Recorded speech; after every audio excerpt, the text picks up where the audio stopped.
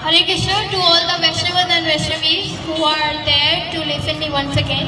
So my name is Anusha Maheshwari and today I am again here. All credit goes to the ITT team for letting me here. So without wasting any time, I guess we should start up with the presentation as it's pretty long. So आज का मेरा topic जिंदगी से बहुत relatable है क्योंकि आज जो मैं टॉपिक बताऊंगी उससे शायद आपका जो थिंकिंग का जो माइंडसेट है शायद आपका बदले. So let's get started. आज का मेरा टॉपिक है मटेरियल वर्ल्ड, ये जिंदगी. हम इस दुनिया में ऐसे रह रहे हैं कि बस आए हैं, रोबोट की तरह काम किया, हर किसी की ख्वाहिशें पूरी की, खाया पिया, गधों की तरह काम किया, and in the end death हो गई, बस काम खत्म, चले गए. फिर दूसरा जन्म लिया, फिर वापस आए, फिर यही सब किया, फिर चले गए, and the cycle goes on. मतलब कहीं पे ऐसा नहीं है कि हमने जो है वो भगवान को कहीं पे टाइम दिया हो या उनके लिए कोई टाइम डेडिकेट किया हो. इट्स नॉट, कहीं पे मुझे ये नहीं नजर आता. So let's get started. The first slide says that technology does not imply advancement of civilization. ये बात बिल्कुल सही है. अब आप सबको पता होगा बिग बैंग थ्योरी जो कि बहुत टाइम पहले प्रेजेंट की गई थी, उसमें यही बताया गया था कि इंसान यानी हम बंदर हैं, हम बंदर से ट्रांसफॉर्म होते हुए आ रहे हैं. तो अब जब ये थ्योरी प्रेजेंट की गई थी, अब जाहिर सी बात है तब लोग इतने एजुकेटेड नहीं थे, ना ही सिविलाइज थे, ना ही उनके पास टेक्नोलॉजी, ना मतलब वो इतना आगे नहीं बढ़े थे, बस ना ही वो इतने एजुकेटेड थे कि उनको ये सब बातें समझ आती कि जिंदगी कैसे बसर की जाती है और क्या क्या नहीं करना पड़ता. पर जैसे जैसे टाइम निकलता गया, अब आपको दिख रहा होगा कि पहले जो है वो क्लब्स बने हुए स्टोन के, पहले वो एज वेपन यूज करते थे. फिर टेक्नोलॉजी आई, थोड़े लोग सिविलाइज हुए, एजुकेट हुए, तो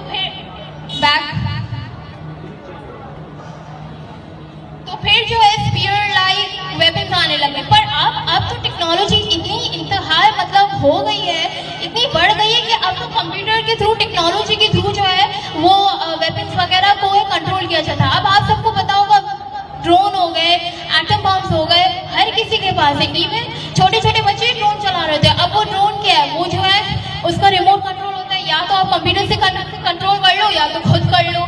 उसमें क्या होता है, वो आता है किसी भी एक एरिया का, वो कंट्रोल करके चला जाता है और हमें पता भी नहीं चलता है.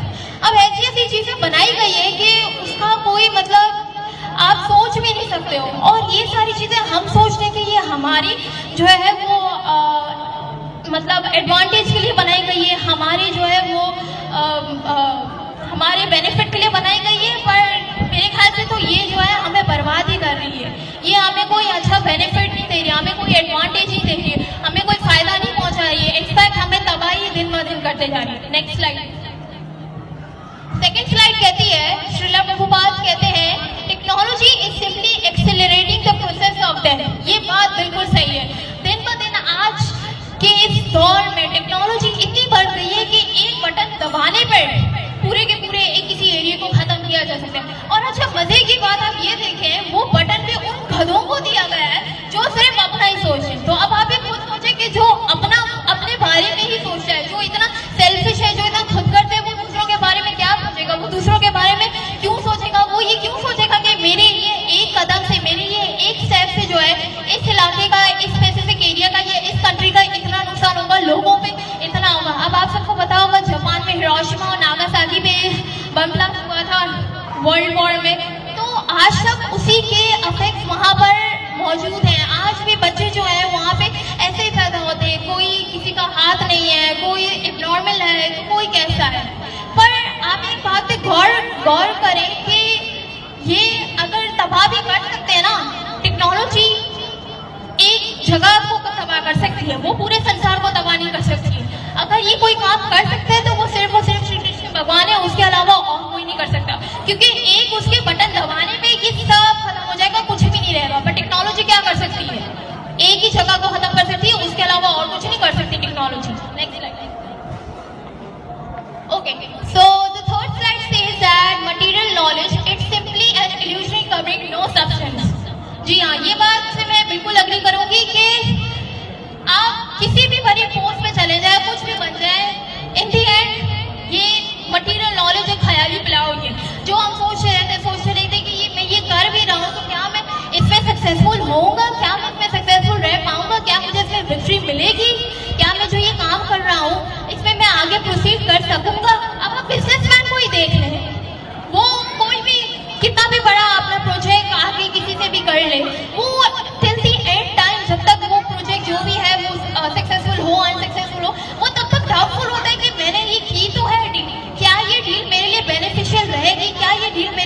फायदेमंद रहेगी या नहीं रहेगी। एक स्टोरी है, मैं आप सबसे रिलेट करना चाहती हूँ।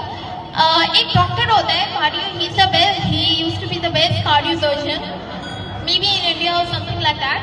सो एक मतलब वो जो होता है ना, उसको बहुत अपने पे होता है, वो हर बार सक्सेसफुल रहता है, उसको यही होता है कि मैं हर बार सक्सेसफुल रहूं। तो मेरे लिए तो ये बाएं हाथ का खेल है कि मैं कभी अनसक्सेसफुल रह ही नहीं सकता। मतलब उसको हर काम में वो सक्सेस ही उसको मिलती थी।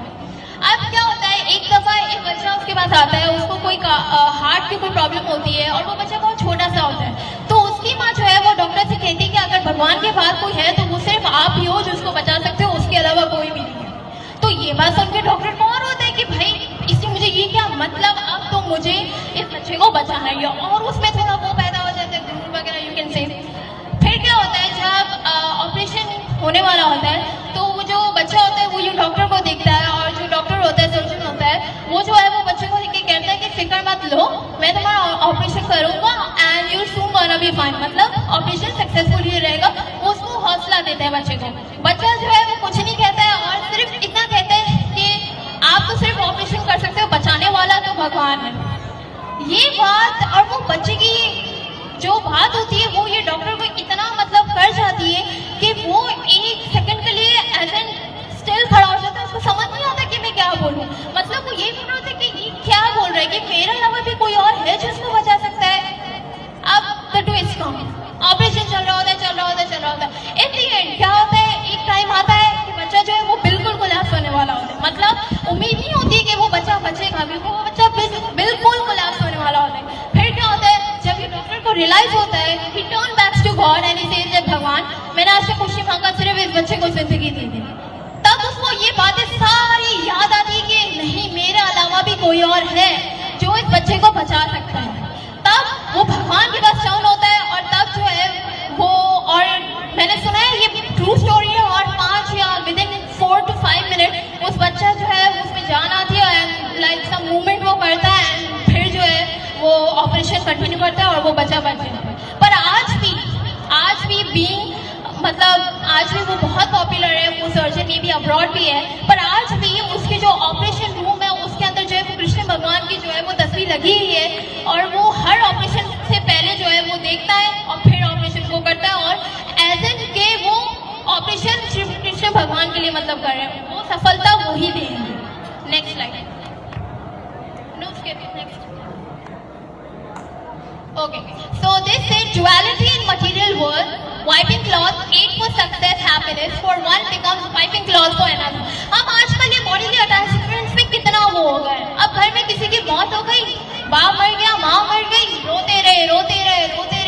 भाई रोने से क्या होगा, मुझे आप ये बताएं। मैंने बहुत देखा है कि कोई भी घर में किसी की भी मौत हो जाती है, रोते रहते हैं, मतलब we are constantly weeping. So मेरे ख्याल से weeping का तो कोई फायदा नहीं, क्योंकि देखो वो जो सोल थी वो चली गई। हमारे शरीर में क्या है, हमारी बॉडी है और हमारी बॉडी में सोल है और कुछ नहीं है। सोल जो है वो चली जाती है, आफ्टर डेथ हमारी बॉडी वही रह जाती है, डिकम्पोज हो जाती है।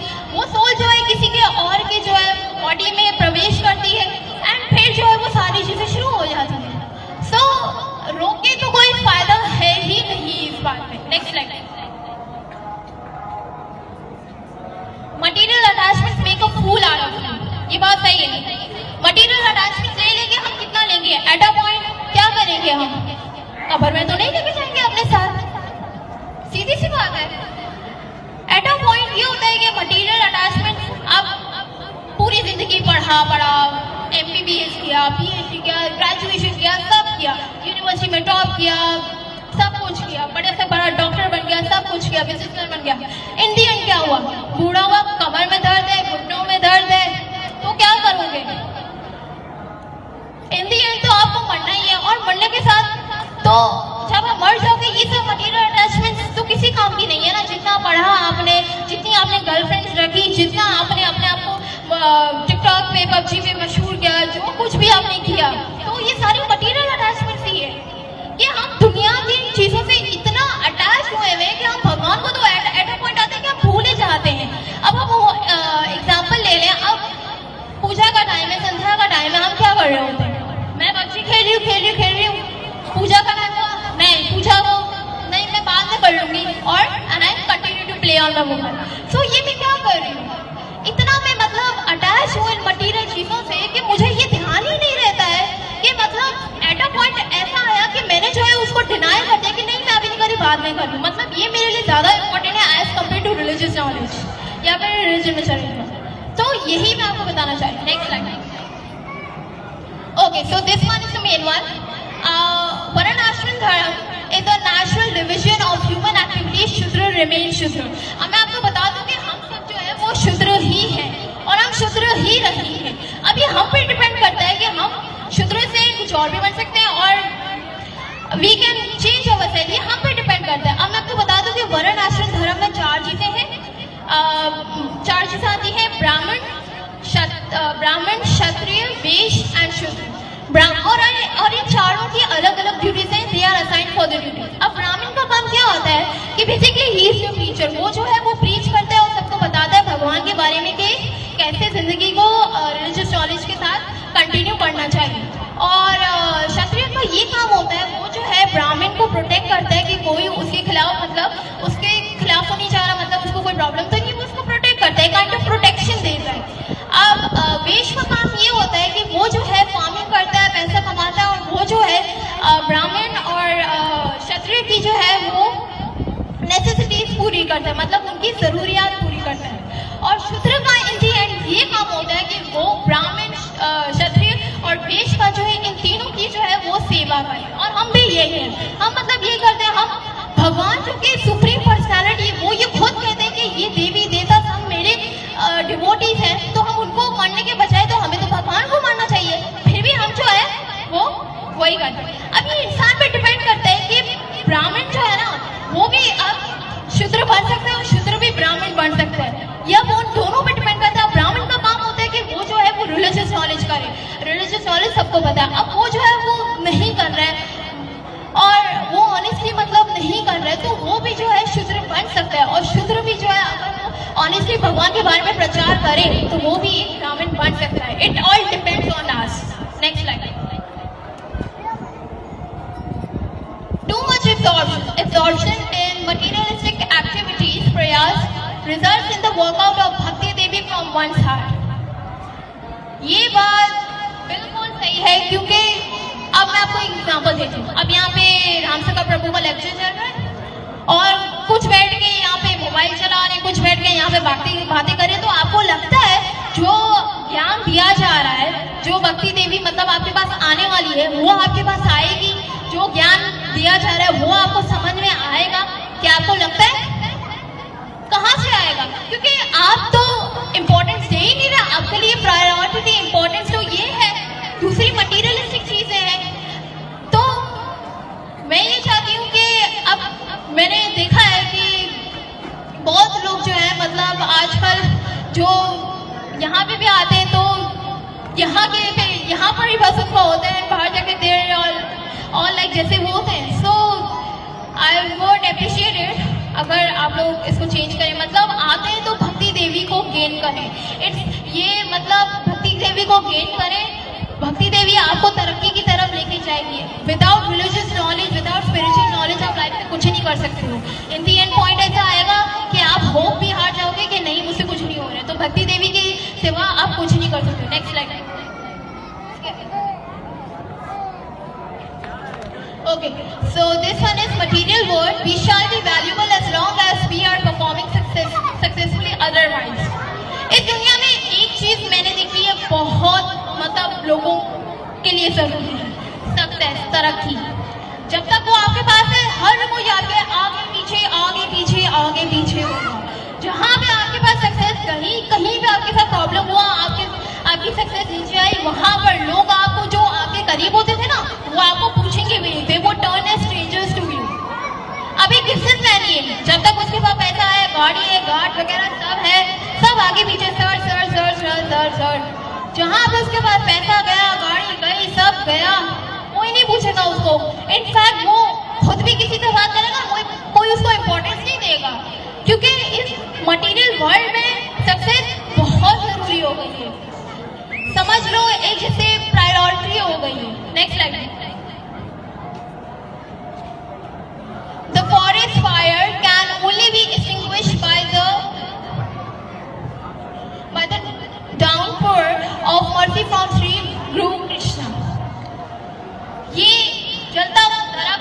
नहीं, हम इस मटेरियल वर्ल्ड की चीज़ों के लिए मतलब अपनी जो ख्वाहिशात हैं उनको पूरा करने के लिए हम जली रहे हैं, जली रहे हैं, जली रहे हैं, जली रहे हैं, जली रहे हैं। कहीं पे ऐसा पॉइंट नहीं कि नहीं हम खुश हो, नहीं, भगवान ने हमें सब कुछ दिया, बस इतना काफ़ी है हमारे लिए। हम चल रहे हैं, चल रहे हैं, मतलब हमारी ये जो भूख है, ये जो प्यास है, ये मटीरियलिस्टिक थिंग्स के लिए ये खत्म ही नहीं हो रही है, बल्कि खत्म होने की जगह ये दिन ब दिन बढ़ते जा रही है, बढ़ते जा रही है, बढ़ते जा रही है। पर याद रखें, ये प्यास और भूख बुझ सकती है सिर्फ और सिर्फ हमारे गुरु और श्री कृष्ण भगवान अगर आके मतलब करें तो तभी बुझ सकती है। इसके अलावा और किसी में इतनी कैपेबिलिटी नहीं है कि वो इसको बुझा सके। इवन हम भी इसको नहीं बुझा सकते जब तक हम ये रिलीजियस नॉलेज में अपने आप को इंडल्ज ना करें। Next slide, next slide. Okay, so welcome to family life अंधकूपम ब्लाइंड वेल। ये फैमिलीज क्या होती है? एक अंधे कुएं की तरह ही होती है अंधकूपम। अब एक इंसान ब्लाइंड वेल क्या होता है? वो सबकी ख्वाहिशातें पूरी कर रहा होता है। सेम एज दैट फैमिलीज होती हैं। अब फैमिली में है, वाइफ कहती है शॉपिंग पे चलना है, बच्चे कहते हैं पापा हमें यहाँ पे फनफेयर में जाना है, जो माँ है वो कहती है बेटा दवाई ला देना मेरे घुटनों की, गर्लफ्रेंड कहती है बैलेंस ही करा देना। तो ये क्या है? एक इंसान मतलब सबकी सारी ख्वाहिशें पूरी ही कर रहा है ना, उसको कहीं पे कुछ मिल तो नहीं रहा है ना, सब ख्वाहिश पूरी ही कर रहा है वो। Next slide. Material relationship have a selfish motive. ये स्लाइड और इससे पहले वाली स्लाइड ये दोनों कनेक्टेड है। अब आप देखो, मैंने पहली स्लाइड में इससे पहले वाली जो थी प्रीवियस, मैंने इसमें ये कहा कि फैमिली जो है वो एक अंधकूपम ब्लाइंड वेल की तरह है, तो रिलेशनशिप्स भी वही है। उसमें जो होता है जरूरत ही पूरी हो रही होती हैं। अब गर्लफ्रेंड कहती है अपने उससे बॉयफ्रेंड से कि मेरा रिचार्ज करा दो, मुझे शॉपिंग करा दो। वाइफ जो है वो कहती है सब्जी लेने जाना है, यहाँ जाना है, माँ के घर ड्रॉप कर दो। तो क्या है, हम सबकी जरूरियात पूरी करें ना, कहीं पे हमें तो वो नहीं मिल रहा ना। हम क्या है, सबकी जरूरत पूरी करें, सब अपने बारे में सोचे। किसी ने आपके बारे में सोचा, वाइफ ने कभी कहा चलो यार आज तुम्हारी तबीयत सही नहीं है, एक काम करो छोड़ दो, हम किसी और दिन शॉपिंग के लिए चलेंगे। नहीं, हम वो तो अपना मतलब निकाल रही है, सेल्फिश है ना वो तो ये जो मटेरियल रिलेशनशिप्स है ना, ये दुनिया की जो रिलेशनशिप्स है, ये जो है ना, ये बस अपने बारे में ही सोचती हैं, खुदगर्जी होती है, इनका सेल्फिश मोटिव भी होता है, ये कोई आपके लिए नहीं बनी हुई होती है। Next slide, next. Okay, so इसके ऊपर मैं बहुत डेफिनेटली बात करना चाहती हूँ। Meat eaters are preparing themselves to become vulture like creatures in their next life. Very true. जो लोग गोश्त खाते हैं, मैं उनसे बात करना चाहती हूँ। मैंने देखा है वो बड़े लुत्फ अंदोज होकर गोश्त खाते हैं। मुझे बता दें भाई, अगर गोश्त में होता क्या है जो इतना लुत्फ अंदोज करता है कि लोग जो है वो कभी कभी इतना वो हो जाते हैं कि वो बस कॉन्स्टेंटली फिर खा रहे होते हैं। हालांकि देखा जाए ना तो गोश्त से ज़्यादा मतलब ताकतवर जो और अप्रोप्रिएट है ना, वो वेजिटेबल फ्रूट्स वगैरह ये ले लो, ये होती है। और मुझे एक बात समझ नहीं आती है कि ये हमारे रिलीजन में तो ऐसा है, ये रूल है, भगवद गीता में बताया गया है कि भगवान को अर्पण किए बगैर हम कोई चीज़ नहीं खा सकते। और भगवान तो ये डायरेक्टली कहते हैं कि मुझे सिर्फ अगर पानी, फल और पत्ते भी अगर खुशी से भी अगर मुझे अर्पण करो, मैं वो ग्रहण करता हूँ। तो भगवान यहाँ पे कहाँ पे कह रहे हैं कि भाई मुझे गोश्त भी अर्पण कर दो, मैं गोश्त भी खाता हूँ? भगवान ने तो कहीं भी नहीं कहा। तो फिर आप किस हद से जो है वो गोश्त खाते हैं? और गोश्त में कौन सी प्रोटीन होती है? आप मुझे बताएं, एक बॉडी जो जिंदा थी तब भी बदबू मारती थी और मर गई, डिकम्पोज हो गई, फिर भी बदबू मारी, तो वो कौन सा आपको प्रोटीन दे सकती है? एक मरी हुई चीज आपको क्या प्रोटीन देगी, क्या विटामिन देगी, क्या आपको ताकत देगी? मुझे बताएं, एक मरी हुई चीज आपको क्या ताकत दे सकती है? वैसे अगर आप ये जिंदा चीज यानी ये प्लांट हो गया, बीन्स हो गई, पल्सेस हो गया, फ्रूट्स हो गए, वेजिटेबल्स हो गया, अगर आप ये लें, हाँ ये बात समझ आती, ये एक्टिव है, ये जिंदा है, ये कोई मरे हुए नहीं है, ये आप खा सकते हैं। इसमें वाकई साइंटिफिकली प्रूवन भी है कि इसमें जो है वो विटामिन, मिनरल वगैरह, प्रोटीन सब मिलते हैं। पर ये जो गोश्त खाते हैं, मैं उससे हर्बली रिक्वेस्ट करती हूँ कि प्लीज ये स्टॉप करें। आप ये आप कुछ नहीं कर रहे, अपने आप को जो है वो नुकसान ही पहुंचा है, कोई फायदा नहीं है ये खाने से। Next slide, next slide,